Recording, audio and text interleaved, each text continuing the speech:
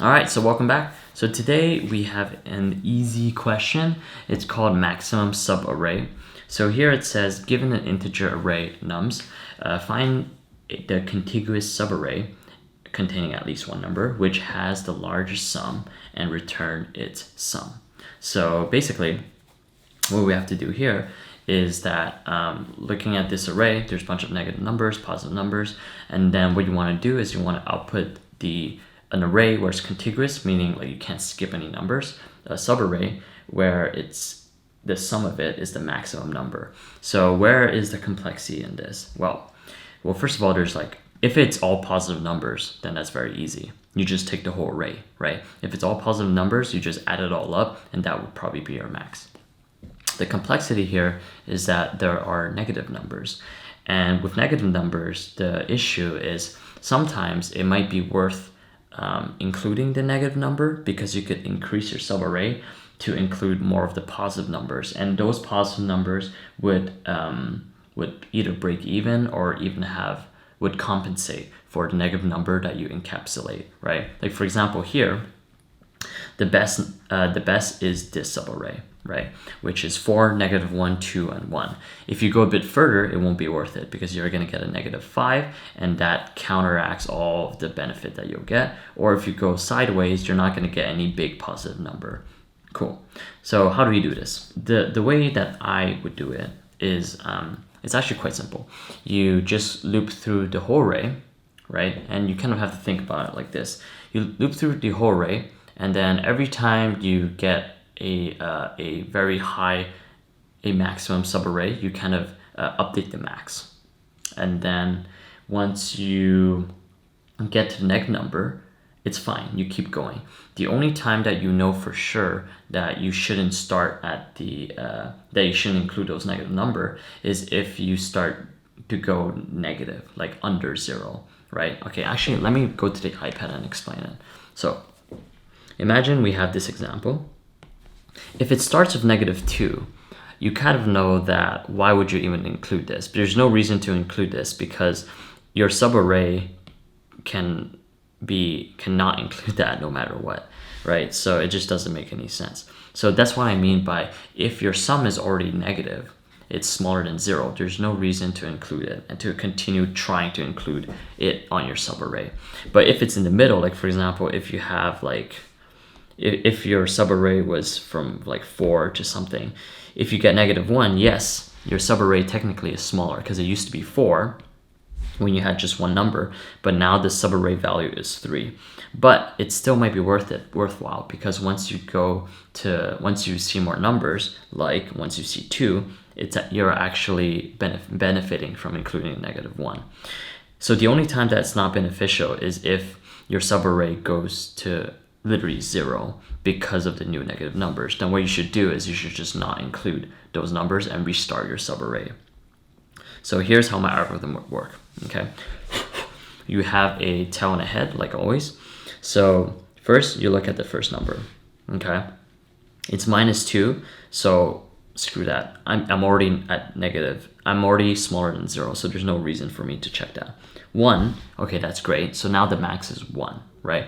You have to output what the sum of the subarray is. Okay, 1 is great. And then the next number is 1 - 3, that's -2. So I already know now that it's not worth it to just like keep these. I'd rather just take these out completely and pretend that my array was just this number. Does that make any sense? So if you know that the sum of here is like smaller than the 0, there's no reason to even take into account this side, right? And you already recorded the max before, which was 1 from this subarray, so you don't need to look into that anymore. And now you just look at here, right? So now you have 4. 4 is your max now, so you remember 4. And then you do 4 - 1. 3 is your current sum. It's not the max, so 4 is still the max, so that's great. So I don't restart just because I see a negative number, because technically my sum is still positive, right? And then what we do is we do right here, and then we're gonna get 5. So 5 is great because it's larger than 4. So 5 now is the largest number.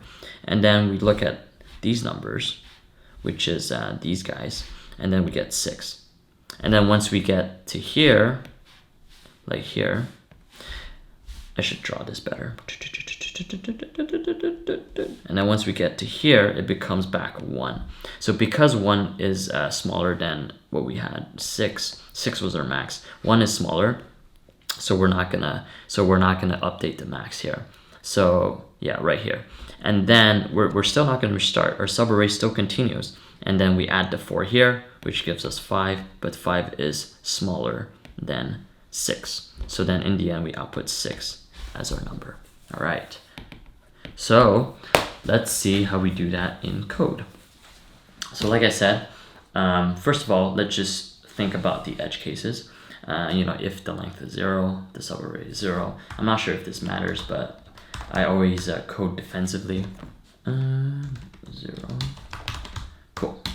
And then what I want to do next is I want to initialize the result, because you can't just initialize the result to 0, because what if they're all negative numbers?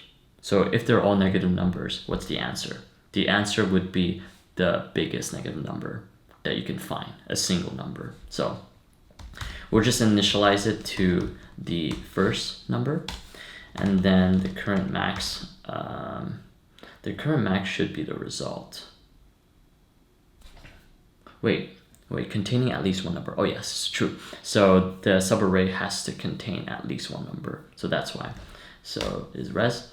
And then for n in nums, what we're gonna do is throughout the number, we're just gonna iterate, right? So like I said, if we add the number to the current max that we have, if we add the number, then, wait, sorry, this is wrong. So the current max is actually what we currently have, which is, I wouldn't even call it current max. I would just call like the current sum that we have in our subarray, right? So then if current max plus n, meaning we add the first number, is smaller than 0, kind of like what we saw before in our iPad, we saw -2. Then what we do is we're gonna reset the array.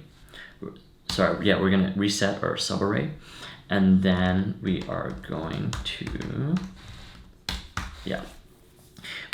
to also we always like check the result of like the max.